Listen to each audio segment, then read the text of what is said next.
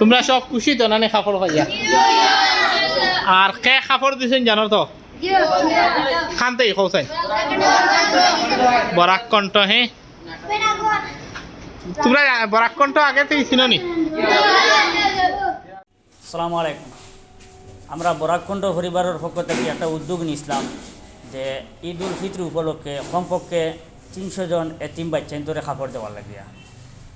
তো আমরা একদিন বাড়িগ্রাম বন্টন করছি, আর গতদিন আমরা রাতাবাড়ি বাজার কিছু কাপড় বন্টন করছি। আজকে আমরা বদরপুর সমষ্টিতে আইছি, এখানেও কিছু এতিম অসহায় শিশু আছেন যারারে বস্ত্র বিতরণ করা হইব। তো এতিমরে দান করলে কতটুকু ফায়দা, কতটুকু সওয়াব হয়, এতিমর মর্যাদা কতটুকু, এইসব সম্পর্কে আপনারা হুজুরের কাছ থেকে জানবা। বা এতিমরে মায়া করলে আল্লাহ কতটুকু সওয়াব দেয়, বা এতিমরে কতটুকু সাহায্য সহযোগিতা করা দরকার, আমরা যারা মানে দায়িত্বে আছি এই ব্যবহারে এখন মানে সংক্ষেপে হুজুর যখন বক্তব্য রাখলাম। আসসালামু আলাইকুম ওয়া রাহমাতুল্লাহি ওয়া বারাকাতুহু। আলহামদুলিল্লাহ ওয়াসসালাতু ওয়াসসালামু আলা রাসূলিল্লাহ ওয়া আলা আলিহি ওয়া সাহবিহি ওয়া মান ওয়ালা, আম্মা বা'দ। قال النبي صلى الله عليه وآله وسلم أنا واليتيم كهاتين وأشار بالسبابة والوسطى। আমরা প্রত্যেকে এই কথা অনুভব করতাম পারি, আমরা যারা বাবাই কেন আমরা সবে অনুভব করতাম পারি যে ছেলের তার বাবার লগে কতখান সম্পর্ক বা কতখান আবেগ, টান এবং মায়া থাকে, বা এক ছেলে নিজরে বাবার দ্বারও থাকলে কতখান সিকিউর ফিল করে। এক বাবাই যদি কথা লক্ষ্য করেন তাহলে বালা করে বুঝতে পারবা। আমারও ছেলে আসইন, আমিও তারারে যখন তারার দ্বারও থাকি তখন আমি নিজেই এই কথা উপলব্ধি করি তারা সিকিউর ফিল করেন।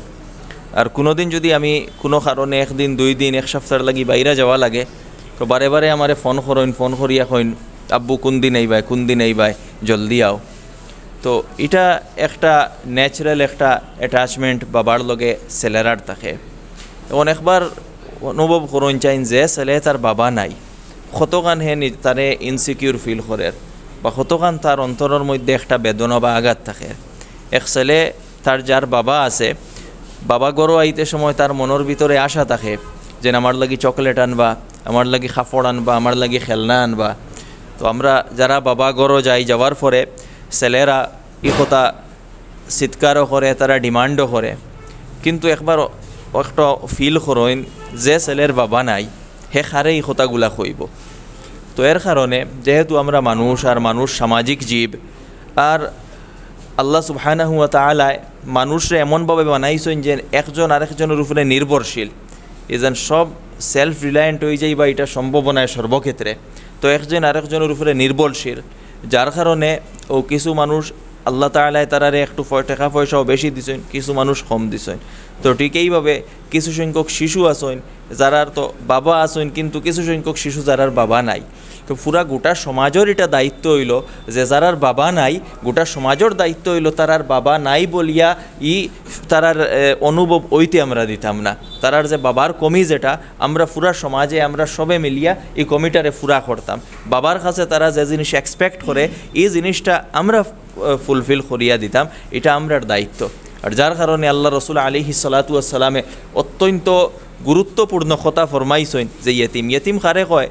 সংক্ষেপে আমি কই দিই, ইয়েতিম হইল ও নাবালিগ ছেলে যার বাবা নাই। বালিগ হয়ে গেলে আবার তারা ইয়েতিম খোয়া যাইতো নাই, নাবালিগ যার বাবা নাই তারেও ইয়েতিম খোয়া হয়। তা ইয়েতিম অর্থাৎ প্রত্যেক ছেলের মনে কিছু আশা আকাঙ্ক্ষা থাকে। তো এই যে তার বাচ্চার বাবা থাকলে যে তার আশা আকাঙ্ক্ষা এক্সপেকটেশনগুলা পুরা করলাও না, এখন বাবা নাই, তো যে তার এই মনের আশা আকাঙ্ক্ষা এক্সপেকটেশনগুলা পুরা করব, তার খেয়াল করব, তার জরুরতরে পুরা করব। আল্লাহ রসুল আলাইহিস সালাতু ওয়াস সালামে ফরমাইতরা আনা ওয়া কাফিলুল ইয়াতিম কাহাতাইন, আমি আর যে ইয়েতিমর বরণ পোষণ করব ও 2 আঙ্গুল যেভাবে জন্য তো ঠিক এইভাবে সেই ব্যক্তি আমার লগে থাকবো। সুবহানাল্লাহ। তো এত বেশি ফজিলত, কারণ কিতা বাচ্চার দিলর যে কিছু মনোবেদনা বা কিছু আকাঙ্ক্ষা আছে ওগুলার একজনে ফুলফিল করে, তার বাবার কমিরে মেহসুস হইতে দেয় না, অনুভব হইতে দেয় না।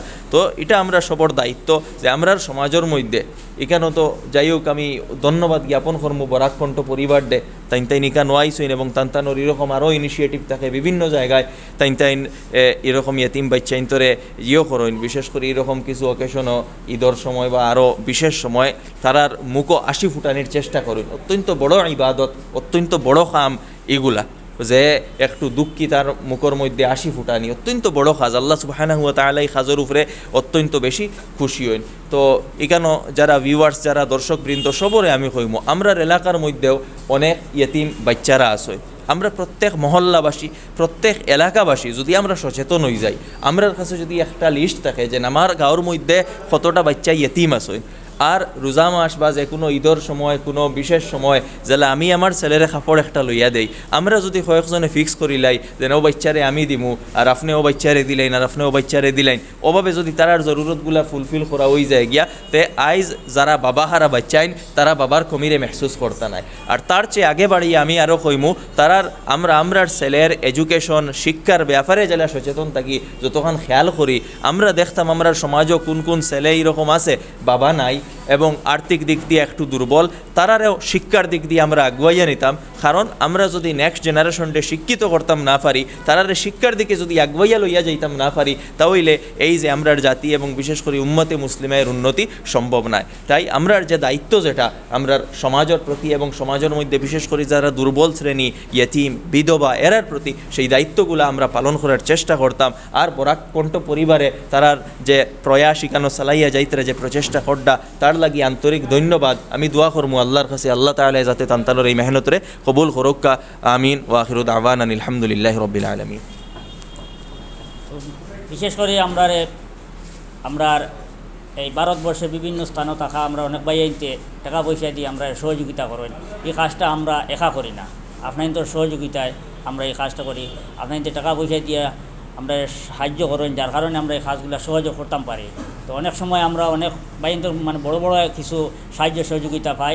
তার মধ্যে আমরা বদরুর আমরা শাহাবুদ্দিন ভাই, প্যারাগনের কর্ণধার, তাই আমরা এখানে উপস্থিত আছেন। আমি তান্ডে কই মানে সংক্ষেপে একটা দুইটা কথা বলব। আজকে আমরা এখানে উপস্থিত হয়েছি ওই হিসাবে একটা ধন্যবাদ বরাককণ্ঠ পরিবারকে বদরপুরে আজকে এই অনুষ্ঠান করার জন্য।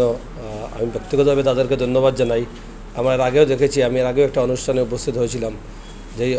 যে উদ্যোগ ওনারা নিয়েছেন বা এই উদ্যোগ যে মেসেজ সমাজের কাছে যাচ্ছে, আমার মনে হচ্ছে যে ভবিষ্যতে মানুষ এতিমদের প্রতি আরও বেশি সজাগ হবেন এবং এতিমদের প্রতি আরও বেশি লক্ষ্য রাখবেন। এই জাগ্রত বা এই মনোভাব আমাদের কাছে যদি সৃষ্টি হয়, তাহলে সমাজ উপকৃত হবে। আর আজকে এই বদরপুরে এসে এই এতিমদের সাহায্যের উদ্যোগ নেওয়ার জন্য বরাককণ্ঠ পরিবারকে আমি ধন্যবাদ জানাই।